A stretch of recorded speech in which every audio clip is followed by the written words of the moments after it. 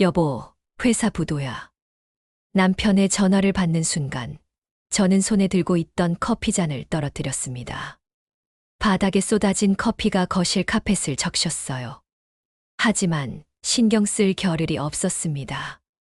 무슨 소리야? 부도라니.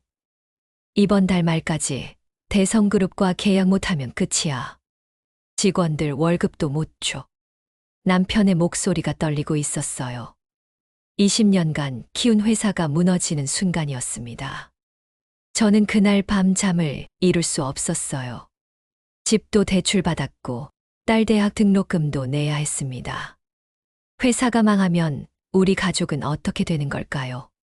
그런데 여러분, 상상도 못할 일이 일어났습니다. 우리를 구해준 사람은 다름 아닌 우리 아파트의 경비 아저씨였어요. 제가 10년간 무시하고 함부로 대했던 바로 그 경비 아저씨요. 여러분, 제 이야기 들어보시겠어요? 이건 제가 10년간 저지른 끔찍한 실수와 너무 늦게 깨달은 후회에 관한 이야기입니다. 안녕하세요. 저는 올해 58, 서울 노원구에 사는 박미정입니다. 10년 전 저는 남편 이정훈과 함께 노원구 상계동 아파트로 이사했어요. 남편은 중소기업 대표였고 저는 전업주부였습니다. 이사 오던 날 처음 경비 아저씨를 만났어요. 안녕하세요. 새로 이사 오셨네요. 1204호 맞으시죠? 경비실에서 나온 60대 중반쯤 되어 보이는 아저씨였습니다. 깔끔한 제복을 입고 계셨어요. 네, 맞아요. 저는 대충 대답하고 지나갔습니다. 경비원이잖아요. 특별히 신경 쓸 필요가 없다고 생각했어요. 그런데 남편은 달랐습니다. 안녕하세요. 이정훈입니다. 앞으로 잘 부탁드립니다. 남편이 경비 아저씨에게 정중하게 인사했어요. 악수까지 청했습니다. 아이고, 김철수입니다. 궁금한 거 있으면 언제든 경비실로 오세요. 경비 아저씨가 환하게 웃으며 악수를 받았어요.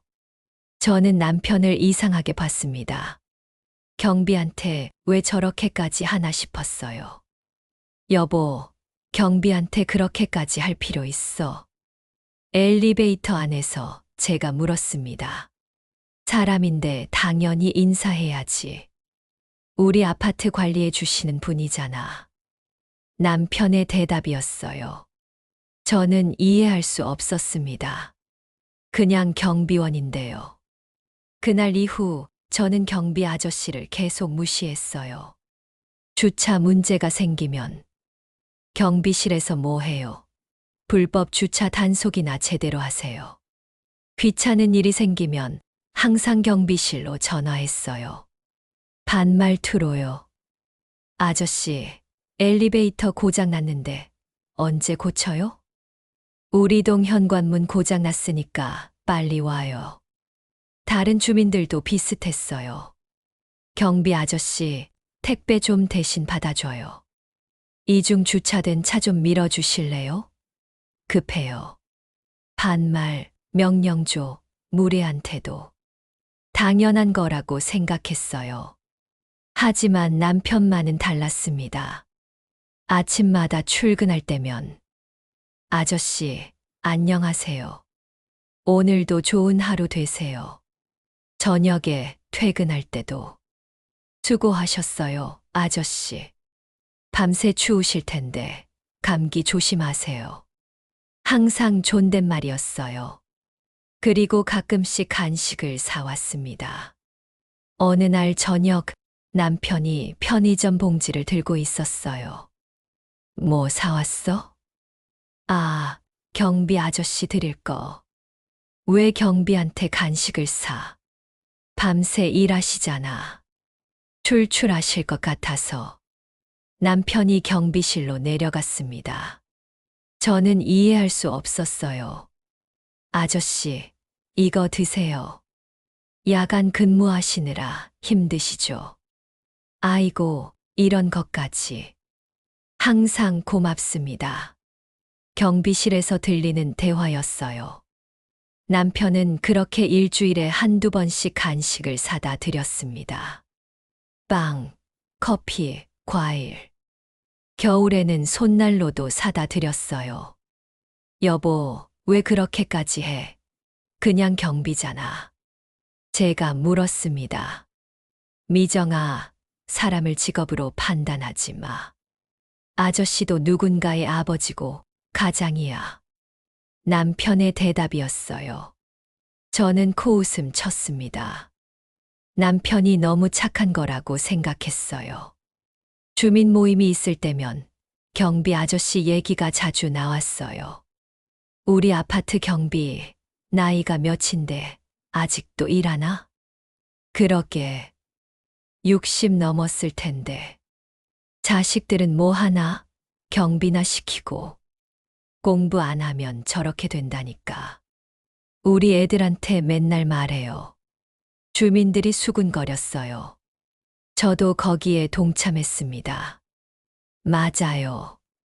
나이 들어 경비나 하면 얼마나 힘들까. 젊을 때 열심히 살아야죠. 그때 한 아줌마가 말했어요. 근데 김경비 말은 좀 하던 사람 같던데. 무슨 소리예요? 뭔가 배운 티가 나요. 말투도 그렇고. 에이, 그래봤자 경비잖아요. 제가 손을 흔들었어요. 하지만 남편은 그런 자리에 절대 참석하지 않았습니다. 미정아, 그런 얘기 하지 마. 남 험담하는 거 안 좋아. 험담이 아니라 사실이잖아. 사실이든 아니든 없는 자리에서 뒷담화하는 건 예의가 아니야. 남편은 항상 경비 아저씨 편이었어요. 5년쯤 지났을 때였어요. 제 차가 지하 주차장에서 긁혔습니다.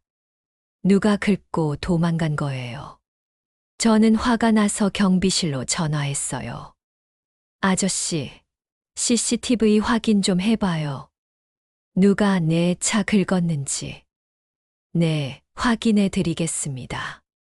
경비 아저씨는 항상 정중했어요. 제가 아무리 반말해도요. 30분 후 경비 아저씨가 전화했습니다. 부인, CCTV 확인했는데요. 802호 차량이 후진하다가 살짝 부딪힌 것 같습니다. 802호요? 알겠어요. 저는 바로 전화를 끊고 802호에 전화했어요. 그 일 이후로도 경비 아저씨는 묵묵히 일했습니다. 또 한 번은 새벽에 아파트 화재 경보가 울렸어요. 주민들이 모두 대피했는데 경비 아저씨가 각 층을 다니며 노인분들을 부축해서 내려오더라고요. 다행히 오작동이었지만 남편이 말했어요. 아저씨가 없었으면 큰일 날 뻔했어. 아저씨 덕분에 모두 안전하게 대피했어. 뭐, 경비니까 당연히 해야 할 일이죠. 저는 대수롭지 않게 말했습니다. 하지만 남편은 다음 날 아침 경비실로 내려가 감사 인사를 했어요. 어제 고생 많으셨어요, 아저씨. 정말 감사합니다. 남편이 두 손으로 악수를 청했어요. 아닙니다. 제 일이니까요. 경비 아저씨가 쑥스러워하며 웃었습니다. 저는 창문 너머로 그 모습을 보면서 생각했어요. 남편은 왜 저렇게까지 하는 걸까? 그렇게 10년이 흘렀습니다. 남편의 회사는 중소기업이었지만 나름 잘 나가고 있었어요. 직원도 30명쯤 됐고 매출도 꾸준히 올랐습니다. 하지만 올해 초부터 문제가 생겼어요. 여보, 요즘 경기가 너무 안 좋아. 주문이 끊겼어. 남편이 걱정스러운 얼굴로 말했습니다. 괜찮아질 거야. 지금까지도 잘해왔잖아. 저는 대수롭지 않게 생각했어요. 하지만 상황은 점점 나빠졌습니다. 5월쯤 남편이 밤늦게 들어왔어요. 표정이 굳어 있었습니다. 미정아, 회사가 정말 위험해. 얼마나? 이번 달 직원 월급 줄 돈도 빠듯해. 그리고 남편이 말을 잊지 못했어요. 그리고 뭐? 대성그룹에서 납품 계약 끊었어. 저는 가슴이 철렁 내려앉았습니다. 대성그룹은 남편 회사의 최대 거래처였어요. 매출의 60%가 거기서 나왔습니다. 왜 갑자기? 경쟁사가 더 싼 가격에 들어갔대. 우리는 밀렸어. 남편이 소파에 주저앉았어요. 그럼 어떻게? 새로운 거래처를 찾아야 해. 그것도 빨리. 하지만 쉽지 않았습니다. 중소기업이 대기업과 새로 계약하는 건 하늘의 별 따기예요. 6월이 되자 상황은 더 심각해졌습니다. 여보, 이번 달 말까지 새 계약 못하면.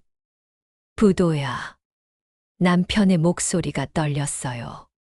그럼 집은, 대출은? 다 날릴 수도 있어. 회사 정리하고 빚만 남을 수도 있고. 저는 머리가 하얘졌습니다. 20년간 모은 게 다 날아가는 건가요? 남편은 매일 밤늦게까지 거래처를 알아봤어요. 전화하고 이메일 보내고 직접 찾아가기도 했습니다. 하지만 번번이 거절당했어요. 죄송합니다. 지금은 신규 업체를 받지 않습니다. 가격이 좀 더 낮아져야 할 것 같은데요. 일단 검토해 보겠습니다. 6월 중순이 되었습니다. 남편의 얼굴에는 피로가 가득했어요. 머리카락에는 흰머리가 부쩍 늘었습니다. 여보, 진성산업에서 연락 왔어. 아직이야. 아마 안 될 것 같아. 그럼 다른 데는? 다 알아봤어. 가능성 있는 데가 없어. 남편이 한숨을 쉬었습니다. 혹시 대성그룹에 다시 연락해 볼 수는 없어. 해봤어. 끊긴 거래를 다시 시작하는 건 불가능하대. 절망적이었어요.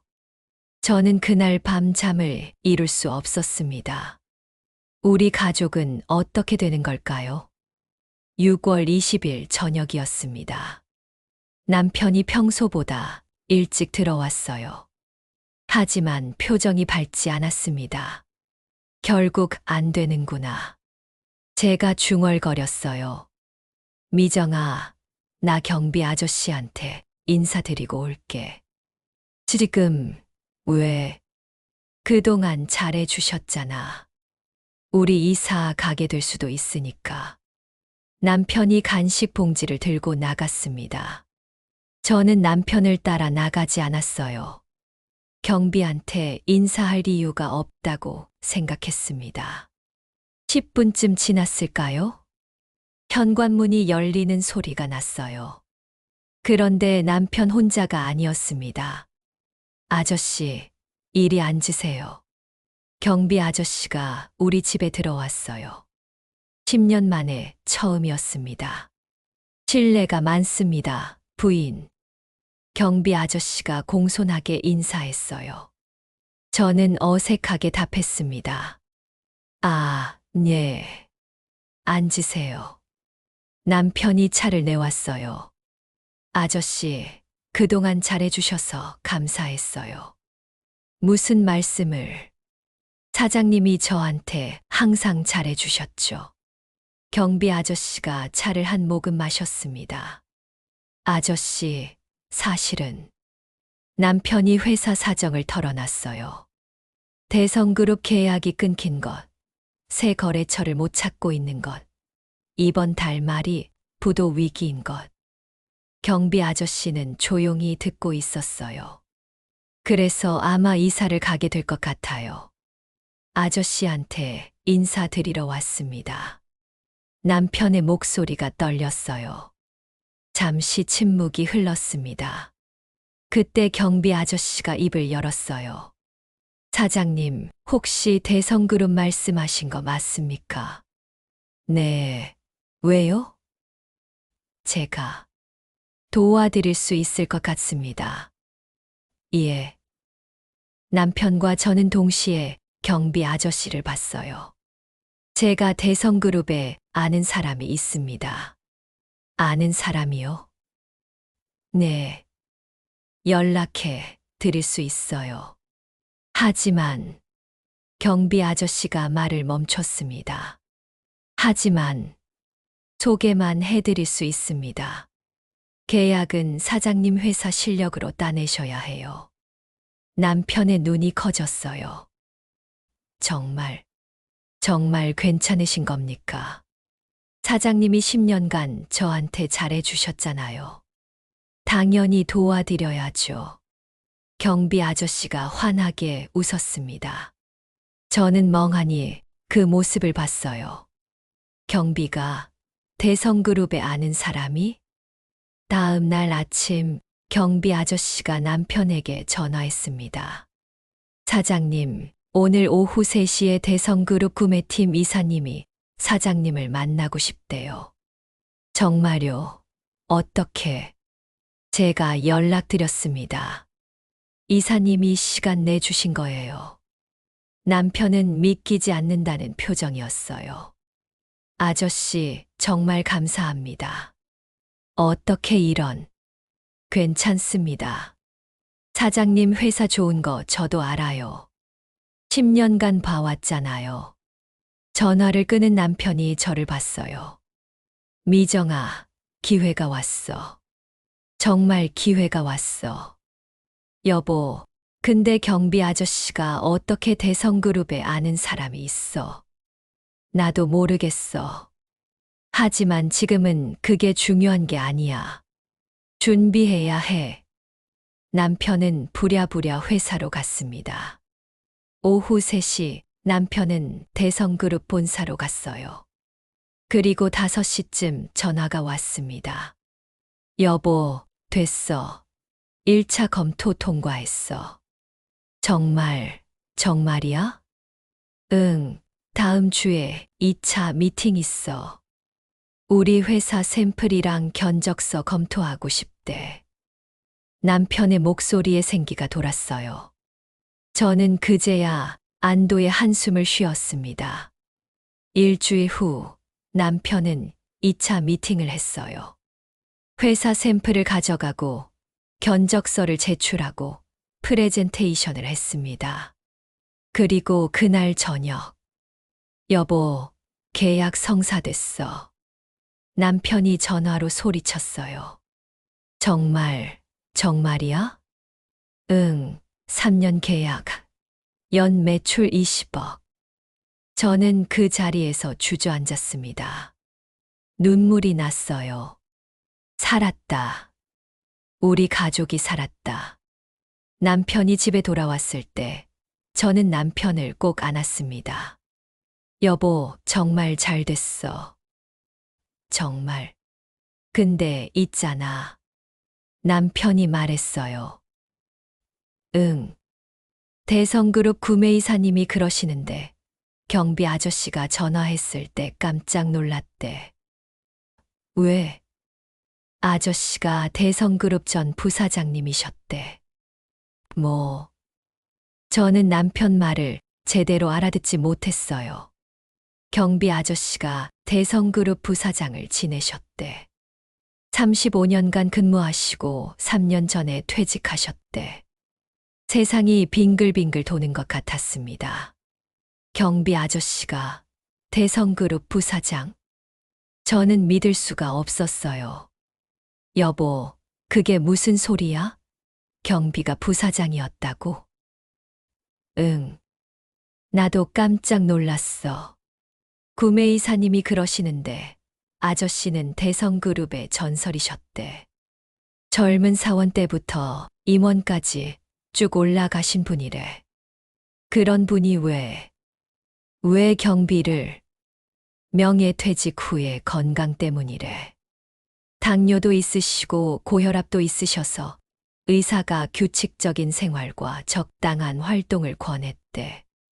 그래서 경비 일을 선택하신 거래. 남편의 말에 저는 할 말을 잃었어요. 그리고 또 하나 이유가 있으셨대. 뭔데? 사람 보는 눈을 키우고 싶으셨대. 부사장 시절엔 모두가 자신한테 잘해줬잖아. 근데 경비가 되니까 사람들의 진짜 모습이 보인대. 저는 가슴이 철렁 내려앉았습니다. 누가 진짜 예의 바른 사람인지, 누가 겉과 속이 다른 사람인지 다 보인대. 남편의 말이 계속됐어요. 그래서 10년간 아파트 주민들을 다 지켜보셨대. 그 중에서 나한테 제일 좋은 인상을 받으셨다고 하시더라. 항상 존댓말하고 간식 챙겨주고 명절 때 용돈 드리고 그런 게 다 기억에 남으셨대. 저는 얼굴이 화끈거렸습니다. 그동안 제가 경비 아저씨한테 어떻게 했는지 떠올랐어요. 반말, 무시, 뒷담화. 구매이사님이 그러시는데 아저씨가 전화하시면서 이렇게 말씀하셨대. 좋은 사람이니까 한번 봐주게. 회사 실력도 있으니 검토해보게. 그래서 기회를 주신 거래. 그리고 우리 회사 샘플이랑 견적서 보고 깜짝 놀라셨대. 생각보다 훨씬 좋았대. 품질도 좋고 가격도 합리적이고. 그래서 계약한 거야. 남편이 제 손을 잡았어요. 미정아, 아저씨가 소개만 해주신 거야. 계약은 우리 회사 실력으로 딴 거라고. 아저씨가 그러시는데 실력 없으면 소개해줘도 소용없대. 저는 눈물이 났습니다. 경비 아저씨가 그런 분이었다니.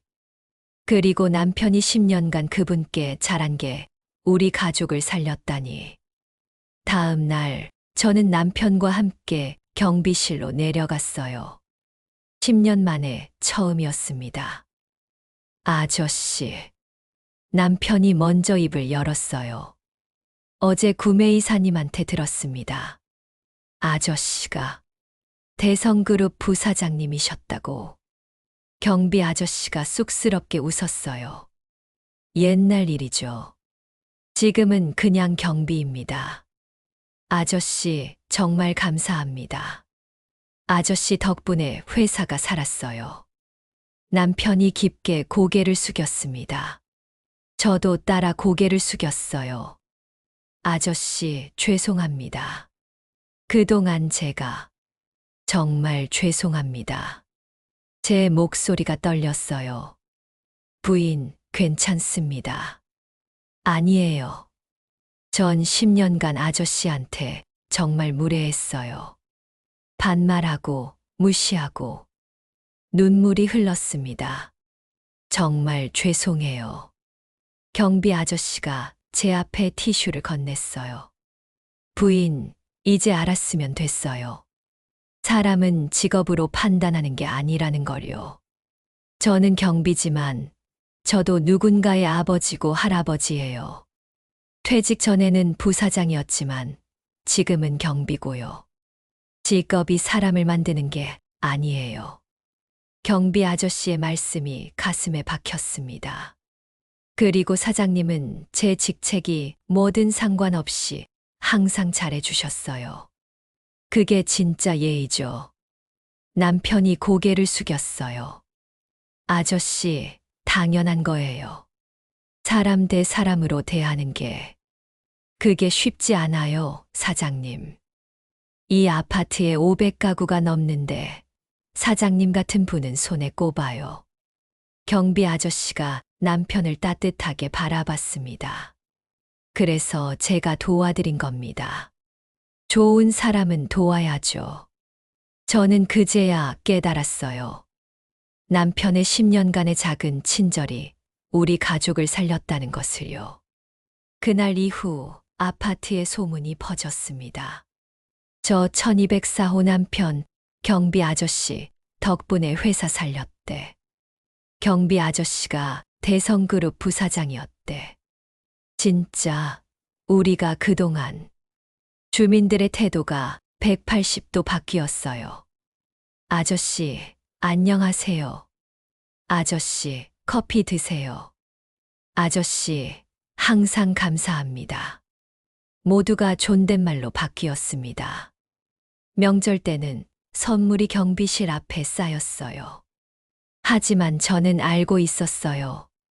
이 사람들은 경비 아저씨가 전 부사장이었기 때문에 태도를 바꾼 거라는 걸요. 진심이 아니었어요. 그저 대성그룹 부사장 출신이라는 타이틀 때문이었죠. 반면 우리 남편은 처음부터 끝까지 똑같았어요. 아저씨가 경비든 부사장이든 회장이든 상관없이 한 사람으로 존중했던 거예요. 그게 진짜 차이였습니다. 1년이 지났습니다. 남편 회사는 대성그룹과의 계약으로 안정을 찾았어요. 직원도 50명으로 늘었고 매출도 2배가 됐습니다. 저는 그동안 제 삶을 많이 반성했어요. 경비 아저씨뿐만 아니라 제가 무시했던 많은 사람들, 택배 기사님, 청소하시는 분들, 식당 직원들. 저는 그분들을 직업으로 판단했어요. 그리고 함부로 대했죠. 하지만 이제는 달라졌습니다. 안녕하세요. 택배 감사합니다. 고생하셨어요. 날씨 더운데 조심히 가세요. 항상 깨끗하게 청소해 주셔서 감사합니다. 작은 인사, 작은 감사. 그게 사람을 대하는 기본이라는 걸 배웠어요. 그리고 우리 딸에게도 가르쳤습니다. 딸, 사람을 직업으로 판단하지 마. 어떤 일을 하든 그 사람은 소중한 한 사람이야. 알아요, 엄마.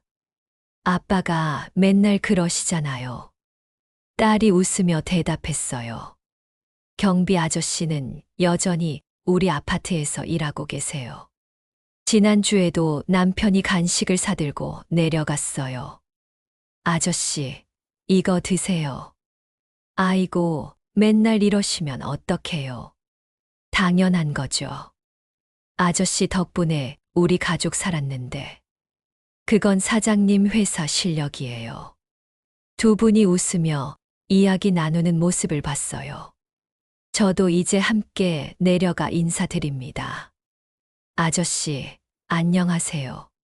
오늘도 고생 많으세요. 아이고, 부인도 건강하시죠? 네, 아저씨 덕분에요. 진심이었어요. 여러분, 제 이야기가 끝났습니다.